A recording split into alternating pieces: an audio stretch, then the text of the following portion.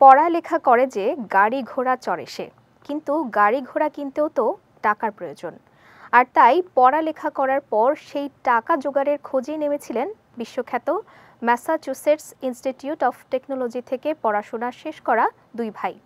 নিজেদের জ্ঞান কাজে লাগিয়ে মাত্র 12 সেকেন্ডেই তারা হাতিয়ে নিয়েছিলেন প্রায় 300 কোটি টাকা। এমনই এক অবিশ্বাস্য ঘটনা ঘটেছে যুক্তরাষ্ট্রে। বিস্তারিত সিরাজে মুনিরা বিলাসীর ডেস্ক রিপোর্টে।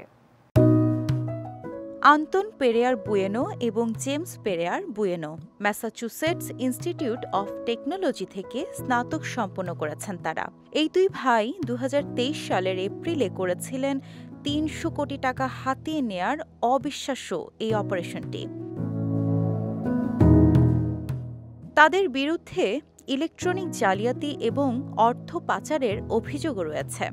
বিবিসির প্রতিবেদন অনুসারে প্রসিকিউটররা অভিযোগ করেছেন এ দুই ভাই লেনদেনের বৈধতার জন্য ইথেরিয়ামের প্রক্রিয়াকে কাজে লাগাতেন। শুধু তাই নয়, অপারেশনে তারা বিশ্ববিদ্যালয়ে শেখা দক্ষতা অত্যন্ত সফলভাবে ব্যবহার করতেন। ডেপুটি অ্যাটর্নি জেনারেল লিসা মোনাকোর মতে, অভিযুক্তরা কয়েক মাস ধরে একটি পরিশীলিত ও অত্যাধুনিক পদ্ধতির মাধ্যমে পরিকল্পনাটি তৈরি করেন। তারা ইথেরিয়ামের ব্যবসায়ীদের কাছ থেকে চুরি করতে দ্য এক্সপ্লয়েট নামের একটি পদ্ধতি ব্যবহার করেন।